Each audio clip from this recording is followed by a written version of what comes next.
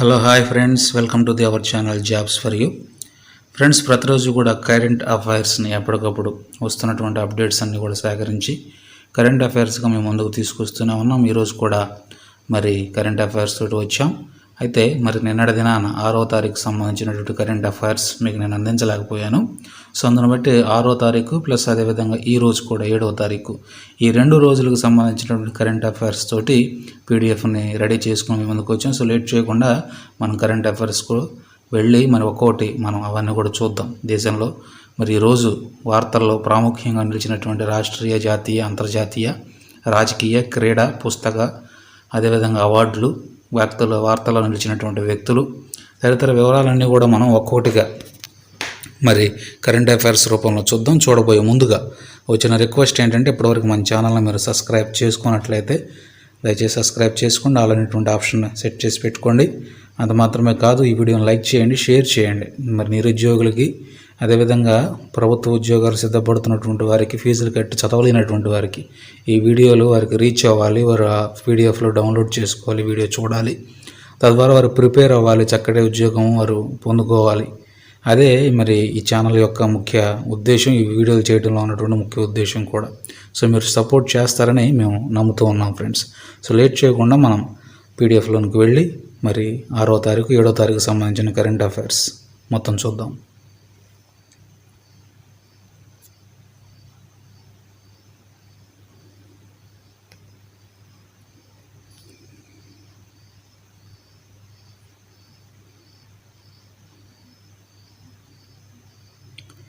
So ఇవి friends current affairs పీడిఎఫ్లోకి వచ్చాం. Date మీరు చూస్తే 6వ తారీఖు క్లియర్ కనపడుతుంది. సో మనం ఒక్కొక్క ప్రశ్న మనం చూద్దాం. ఎక్కువగా మరి ఈరోజు సంబంధించి వీళ్ళనంత ఎక్స్ప్లెనేషన్ నేను ఇవ్వను ప్రశ్నల గురించి, ఎందుకంటే 2 డేట్లకు సంబంధించింది కాబట్టి వీడియో లెంత్ చాలా హెవీగా పెరుగుతుంది. నియర్లీ 1 అవర్ దాకా అవుతుంది.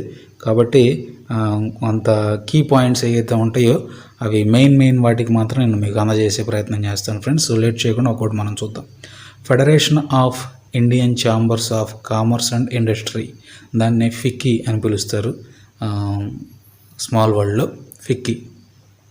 సో ఫిక్కీకి నూతన అధ్యక్షుడిగా ఎవరు ఎంపికయ్యారు? సో ఆప్షన్స్ మనం చూద్దాం. Option A Uday Shankar, option B Srinivasan, option C Sudhakar Pillai, option C Shivakumar. So answer is goes to option A Uday Shankar. So next question మనం చూద్దాం. 2019 to 2020 స్మగ్లింగ్ ఇన్ ఇండియా రిపోర్ట్ను ఆవిష్కరించిన కేంద్ర మంత్రి ఎవరు? సో దేశంలో జరుగుతున్నటువంటి అక్రమ వాణిజ్య వ్యాపారాలకు సంబంధించినటువంటి ఒక నివేదికను 2019-2020 సంవత్సరానికి గాను ఒక నివేదికను, ఆ రిపోర్ట్ను మరి ఈరోజు కేంద్ర మంత్రి గారు ఆవిష్కరించడం జరిగింది. సో కేంద్ర మంత్రి ఎవరు? ఆప్షన్స్ మనం చూస్తే option A Narendra Modi, option B Amit Shah, option C Nirmala Sitharaman, option C Kumar Goswami. So ఆవిష్కరించినట్టు కేంద్ర మంత్రి గారు నిర్మలా సీతారామన్ గారు. సో ఇటీవల మహిళల రక్షణ కోసం ఏపీ ప్రభుత్వం చేపట్టిన కార్యక్రమం ఏంటి? మహిళల రక్షణ గురించి, మహిళల గురించినటువంటి అనేక సాంఘిక, సాంస్కృతిక విషయాల గురించి వారికి అవగాహన కల్పించేటువంటి విధంగా మరి ఏపీ ప్రభుత్వం ఆ కార్యక్రమాన్ని చేపట్టింది నేను అడిగినాను. సో ఆ కార్యక్రమం మరి ఒంగోలులో, ప్రకాశం జిల్లా ఒంగోలులో స్టార్ట్ అవ్వడం కూడా జరిగింది ఈరోజు. సో ఆ కార్యక్రమం పేరేంటి? ఆ కార్యక్రమానికి ఇవ్వబడినటువంటి టైటిల్ ఏంటి? టైటిల్ ఆప్షన్ బి ఫ్రెండ్స్, మహిళా మార్చ్. టైటిల్ మహిళా మార్చ్ 100 days, అంటే 100 రోజుల పాటు జరిగేటువంటి ఒక అవగాహన కార్యక్రమం అన్నమాట ఇది, మహిళా మార్చ్ 100 days. సో నెక్స్ట్ ప్రశ్న మనం చూద్దాం. ఏపీ ఏసీబీ డైరెక్టర్గా నియమితులైన ఐపీఎస్ అధికారి ఎవరు? ఏపీ ఏసీబీ అంటే Andhra Pradesh anti corruption bureau, anti corruption అవినీతి నిరోధక మరి బ్యూరో అనమాట. మీకు అర్థమై ఉంటుంది కదా ఏసీబీ అంటే. సో ఏసీబీ డైరెక్టర్గా నియమితులైనటువంటి ఐపీఎస్ అధికారి ఎవరు? ఈయన గతంలో తెలంగాణలో మరి సేవలు అందించడం జరిగింది. సో ఆయన ఎవరంటే ఆప్షన్ బి అని పడింది ఫ్రెండ్స్. యాక్చువల్లీ ఆప్షన్ ఏ ఇక్కడ మనం కరెక్ట్ చేసుకోవాలి. ఇక్కడ ఆప్షన్ ఏ.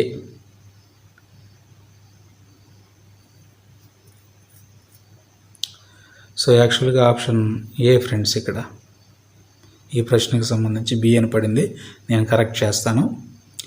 సో నెక్స్ట్ మనం చూద్దాం. పలు రకాల రక్షక పరికరాలను భారత్కు అందించేందుకు అంగీకారం తెలిపే అంగీకారం తెలిపి ఆ మేరకు ఒప్పందం కూడా చేసుకున్న దేశం ఇది. పలు రకాల రక్షక పరికరాలను అంటే రక్షణ దళానికి సంబంధించినటువంటి దేశ భద్రత, దేశాన్ని రక్షించేటువంటి కొన్ని పరికరాలు, అవి మిలిటరీకి సంబంధించినవి కావచ్చు, నేవీకి సంబంధించినటువంటివి కావచ్చు, లేకపోతే ఎయిర్ ఫోర్స్కి సంబంధించినటువంటివి కావచ్చు, మిజైల్స్ కావచ్చు, లేకపోతే ఏదైనా వాహనాలు కావచ్చు, ట్యాంక్స్ కావచ్చు, బంక్స్ కావచ్చు, ఏవైనా కావచ్చు, ఇటువంటి రక్షణ దళాలకు సంబంధించినటువంటి పరికరాలు అన్నమాట. భారతదేశానికి అందించేందుకు అంగీకారం తెలిపింది ఆ దేశం. అంత మాత్రమే కాదు, ఆ మేరకు 9 మిలియన్స్కి ఒప్పందం కూడా చేర్చుకుంది. అంటే దాదాపు 600 కోట్ల పైన డబ్బు మరి ఒప్పందంగా కుదుర్చుకున్నటువంటి దేశం ఏంటి ఆ దేశం? ఆ దేశం అమెరికాతో ఒప్పందం కుదిరింది ఫ్రెండ్స్. నెక్స్ట్ ప్రశ్న మనం చూస్తే, భారత ఉపరాష్ట్రపతి వెంకయ్యనాయుడు గారు ఈ ఒక స్వాతంత్ర సమరయోధుడి పేరుపై ఒక తపాలా బిళ్ళను ఈరోజు విడుదల చేయడం జరిగింది. ఒక స్వాతంత్ర సమరయోధుడి పేరు పైన ఒక తపాలా బిళ్ళ, స్టాంప్ అంటాం కదా మనం, ఆ స్టాంపుని విడుదల చేయడం జరిగింది. సో ఆ స్వాతంత్ర సమరయోధుడు ఎవరు? మనం ఆప్షన్స్ చూస్తే సుభాష్ చంద్రబోస్, ఐకే గుజ్రాల్, భగత్ సింగ్, సర్దార్ వల్లభభాయ్ పటేల్. అయితే ఆ తపాలా బిళ్ళ మరి రీసెంట్గా రిలీజ్ చేయబడింది ఐకే గుజ్రాల్, వారు స్వాతంత్ర సమరయోధులు అనమాట, ఐకే గుజ్రాల్. సో నెక్స్ట్ ప్రశ్న మనం చూస్తే, సుభాష్ చంద్రబోస్ గారి 125వ జయంతి సందర్భంగా పశ్చిమ బెంగాల్ ప్రభుత్వం మజర్హాట్ వంతెనకు పేరు మార్చడం జరిగింది. సో ఆ పేరేంటి? పశ్చిమ బెంగాల్లో కోల్కతాలో మరి మజర్హాట్ అనేటువంటి వంతెన ఉంది. సో నేను పశ్చిమ బెంగాల్, కోల్కతా చాలాసార్లు తిరిగాను. సో మజర్హాట్ అనేటువంటి వంతెన, ఆ వంతెనకి మరి పశ్చిమ బెంగాల్ ప్రభుత్వం మరి నిన్న జరిగినటువంటి సుభాష్ చంద్రబోస్ గారి జయంతి సందర్భంగా పేరు మార్చడం జరిగింది గౌరవార్థం. సో ఆ పేరేంటి? ఆ పేరు జై హింద్ అనేటువంటి ఆ మజర్హాట్ వంతెనకు జై హింద్ అనే పేరు పెట్టడం జరిగింది. ఇప్పుడు ఆ వంతెన జై హింద్ వంతెనగా పిలువబడుతుంది. సో నెక్స్ట్ ప్రశ్న చూద్దాం. మహాపరినిర్వాణ దివస్గా పిలిచే డాక్టర్ బిఆర్ అంబేద్కర్ వర్ధంతి మరి వార్షికోత్సవం, అంటే బిఆర్ అంబేద్కర్ యొక్క వర్ధంతి ఎప్పుడు? 64th వార్షికోత్సవం ఇప్పుడు మహాపరినిర్వాణ దివస్ అని కూడా పిలుస్తారనమాట. బిఆర్ అంబేద్కర్ గారు ఆ వర్ధంతి దినాన్ని మహాపరినిర్వాణ దివస్గా కూడా పిలుస్తారు. సో అది ఎప్పుడంటే ఈరోజే, ఈరోజు అంటే నిన్నటి దినాన December 6th అనమాట. ఇది 6వ తారీఖు సంబంధించిన కరెంట్ అఫైర్స్ కదా, అందుకని నిన్నటి దినాన December 6th ఆయన వర్ధంతి. సో ఏ రోజు అంతర్జాతీయ వాలంటీర్ డేగా జ్ఞాపకం చేసుకుంటారు? నెక్స్ట్ ప్రశ్న, ఏ రోజు అంతర్జాతీయ వాలంటీర్గా జ్ఞాపకం చేసుకుంటారు? Option is goes to option A, December 5th 5వ తారీఖున అంతర్జాతీయ వాలంటీర్గా డేగా జ్ఞాపకం చేసుకుంటారు. నెక్స్ట్ ప్రశ్న చూస్తే, చంద్రుడిపై తమ దేశ జాతీయ జెండాను ఎగురవేసి 2వ స్థానంగా రికార్డుకి ఎక్కిన దేశం ఏది?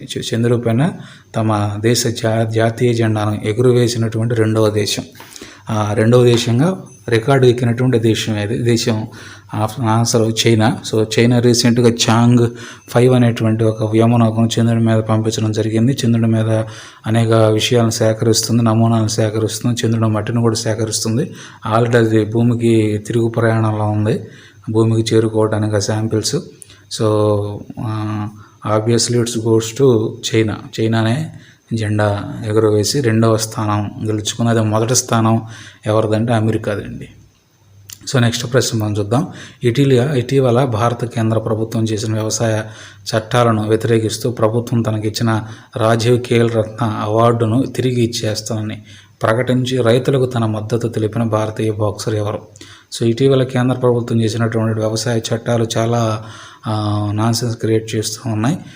యాక్చువల్గా రైతులందరూ కూడా ఢిల్లీని సమీపించి వేలాది మంది రైతులు పోరాటం చేస్తూనే ఉన్నారు. యాక్చువల్లీ మనం కూడా వాళ్ళకు సపోర్ట్ చేయాల్సినటువంటి బాధ్యత ఉంది.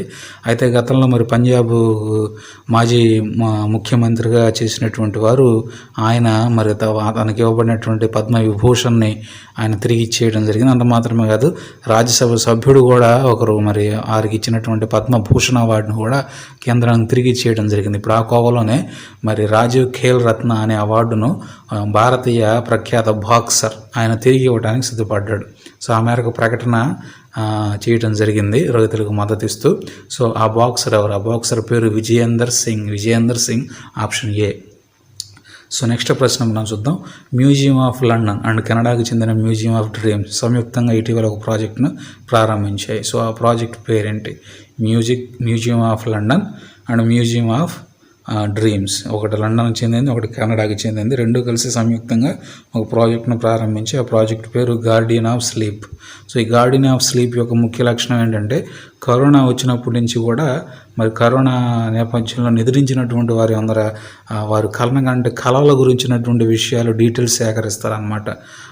వారు కరోనా టైంలో ఈ సంవత్సరం పాటుగా కూడా కరోనా మనం ఇప్పుడు డిసెంబర్ వచ్చిందంటే కరోనా వచ్చే సంవత్సరం అయింది. ఈ కరోనా టైంలో నిద్రించినటువంటి వారి మెమరీస్ని సేకరించి వారికి వచ్చినటువంటి స్వప్నాలను డాక్యుమెంటరీగా తయారు చేసి మరి కరోనా నేపథ్యంలో ఈ విధంగా జరిగిందని భావితరాలకు అందజేయటమే ఈ ప్లాన్ అంటే ఈ ప్రాజెక్ట్ యొక్క ముఖ్య ఉద్దేశం. సో నెక్స్ట్ ప్రశ్న మనం చూస్తే భారత ప్రాముఖ్య సందర్శన స్థలాలైన ఆగ్రా, తాజ్మహల్ ప్లేస్ అనమాట, సికింద్రా పక్కన ఉండేటువంటి ప్రదేశం, ఇటువంటి పర్యాటక ప్రాంతాలన్నింటిని కూడా కలుపుతూ డిసెంబర్ 7వ తారీఖున ఆగ్రా మెట్రో రైల్ ప్రాజెక్టు పనులను ప్రారంభించినటువంటి మంత్రి ఎవరు? సో డిసెంబర్ 7వ తారీఖు అంటే ఈరోజే ఆగ్రా, సికింద్రా ఇట్లా కొన్ని పర్యాటక ప్రాంతాలను కలుపుతూ కూడా ఒక మెట్రో రైల్ ప్రాజెక్టు మరి స్టార్ట్ చేశారు. ఈరోజు శంకుస్థాపన జరిగింది. కేంద్ర మంత్రి గారు వర్చువల్ వీడియో ద్వారా దాన్ని జరిగించడం జరిగింది. సో ఆ పనులు ప్రారంభించినటువంటిది ఎవరు చెప్పాను కదా ఆల్రెడీ, నరేంద్ర మోదీ గారు దాన్ని ప్రారంభించారు ఈరోజు. సో నెక్స్ట్ ప్రశ్న చూస్తే బలవంత మత మార్పిడిని అడ్డుకోవడం కోసం ధర్మ స్వాతంత్ర 2020 బిల్లును ప్రవేశపెట్టనున్న రాష్ట్రం ఏది? సో బలవంత మత మార్పిడిని అడ్డుకోవటం కోసం, బలవంతంగా ఎవరైనా మతాన్ని మారుస్తుంటే దాన్ని అడ్డుకోవటం మత హక్కు, మత స్వేచ్ఛ అందరికీ ఉంది కాబట్టి సో బలవంతంగా మార్చడానికి లేదు అని ధర్మ స్వాతంత్ర 2020 బిల్లును ప్రవేశపెట్టనున్నటువంటి రాష్ట్రంగా మరి నిలిచినటువంటి రాష్ట్రం మధ్యప్రదేశ్ అండి. ఆల్రెడీ దీని గురించి కూడా ఎన్నో రోజుల నుంచి చర్చగా నడుస్తూనే ఉంది. సో బలవంత మత మార్పిడి మేజర్లీ క్రిస్టియన్స్ను ఉద్దేశించి ఈ విధంగా చేయటం జరుగుతుందని నేను అనుకుంటూ ఉన్నాను. ఎందుకంటే గతంలో వీరి గురించి ఎక్కువ హంగామా నడిచింది కేంద్రంలో. సో నెక్స్ట్ ప్రశ్న మనం చూద్దాం. అమెరికాలోని ఒక పోస్ట్ ఆఫీస్కు ఇండియన్ అమెరికన్ పోలీస్ అధికారి పేరు పెట్టనున్నారు. సో ఆయన పేరేంటి? సో ఎవరి పేరు అయితే పెట్టబోతున్నారో ఆయన ఒక పోలీస్ అధికారి. ఆయన ఇండియన్, యాక్చువల్గా అయితే అమెరికాలో స్థిరపడ్డారు. అమెరికాలోనే పోలీస్ జాబ్ చేసి మరి ఇటీవల ఒక సందర్భంలో మరి కొన్ని కారణాలను బట్టి ఆయన ఇతరుల నిమిత్తమై ప్రాణత్యాగం చేయాల్సినటువంటి పరిస్థితి ఏర్పడి చనిపోయారు. సో అతని స్మారకార్థం మరి అతని పేరు ఒక పోస్ట్ ఆఫీస్కి పెట్టాలని అమెరికాలోని మరి ప్రభుత్వం నిర్ణయం తీసుకుంది. ఆ మేరకు మరి అన్ని పనులు కూడా జరగడం అయిపోయింది. సో ఆయన పేరేంటి? ఆ పోలీస్ అధికారి పేరేంటి? ఆ పోలీస్ అధికారి పేరు సందీప్ సింగ్ ధలీవాల్. ఈయన రెండవ ఇండియన్ అమెరికన్ వ్యక్తికి రెండవ పేరు పెట్టడం జరిగింది. ఆల్రెడీ ఒకసారి పెట్టడం జరిగింది పేరు. ఆయన పేరు దలీప్ సింగ్. ఈయన రెండవ వ్యక్తిగా నిలబడ్డాడు అనమాట. సో నెక్స్ట్ ప్రశ్న మనం చూస్తే ఇటీవల న్యూజిలాండ్ చెందినటువంటి ఒక క్రికెటర్ ఆల్రౌండర్ అంతర్జాతీయ క్రికెట్ నుండి రిటైర్మెంట్ ప్రకటించారు. న్యూజిలాండ్కి చెందినటువంటి ఒక క్రికెట్ ఆల్రౌండర్ అంతర్జాతీయ క్రికెట్ నుండి రిటైర్మెంట్ ప్రకటించారు. ఆయన పేరు ఏంటి? ఆయన పేరు కోరీ అండర్సన్. ఫ్రెండ్స్, కోరీ అండర్సన్. క్రికెట్ చూసే వాళ్ళకి ఎవరికైనా వెంటనే అర్థమైపోయి ఉంటుంది. సో భారత సాయుధ దళాల దినోత్సవం ఏ రోజు జరుపుకుంటారు? భారత సాయుధ దళాల దినోత్సవాన్ని ఏ రోజు జరుపుకుంటారు? సో అది ఈరోజు డిసెంబర్ 7th. సో నెక్స్ట్ ప్రశ్న మనం చూస్తే పలు రకాల వస్తువుల వాణిజ్యాల విషయంలో సుంకము లేని అంటే ట్యాక్స్ అనమాట, నో ట్యాక్స్ లేని ప్రిపరేషన్ ట్రేడ్ అగ్రిమెంట్ అనే ఒప్పందం మొదటిసారిగా ఏ రెండు దేశాల మధ్యలో జరిగింది? సో పలు రకాల వస్తువుల వాణిజ్యాలు, దాదాపు 100 రకాల వస్తువులు ఉన్నాయి. ఆ లిస్ట్ అంతా ఇక్కడ చెప్పలేం కదా, అందుకని సింపుల్గా పలు రకాల వస్తువులు అన్నాను. మీరు ఇంటర్నెట్లో గూగుల్లో కొడితే ఆ లిస్ట్ కూడా వస్తాయి ఏ వస్తువులు అని చెప్పి. సో సుంకము లేనటువంటి ప్రిపరేషన్ ట్రేడ్ అగ్రిమెంట్ను కుదుర్చుకున్నాయి 2 దేశాలు. కాబట్టి ఆ దేశం నుంచి ఈ దేశానికి, ఈ దేశానికి ఆ దేశానికి సో నో ట్యాక్స్. సో ఆ 2 దేశాలు ఏంటి? ఆ 2 దేశాలు Bangladesh and Bhutan. Friends, option A. So next మనం చూస్తే కరోనా వైరస్ ప్రతిస్పందన నిధికి మిలీనియర్ ట్యాక్స్ విధించిన మొదటి దేశం ఏది? కరోనా వైరస్ ప్రతిస్పందన నిధికి మిలీనియర్ ట్యాక్స్ అంటే కరోనా వైరస్ గురించి మరి ప్రతిస్పందన నిధి అనేది సేకరిస్తూ ఉంది ప్రభుత్వం. సో అంటే మన ప్రభుత్వం కాదులేండి, వేరే ఆదేశాన్ని చెప్తాను, మీకు ఆన్సర్ చూస్తే అర్థమైపోతుంది. సో ఆ నిధికి సంబంధించి కొంతమంది మిలీనియర్స్ వాళ్ళు కూడా దానికి ఇస్తూ ఉంటారు. దానికి ట్యాక్స్ పే చేయాల్సినటువంటి రూల్ తీసుకొచ్చిందనమాట. తీసుకొచ్చినటువంటి మొదటి దేశం అర్జెంటీనాలో ఈ జీవో పాస్ చేయడం జరిగిందనమాట. ఈ విధంగా సో మానవ సహిత అంతరిక్ష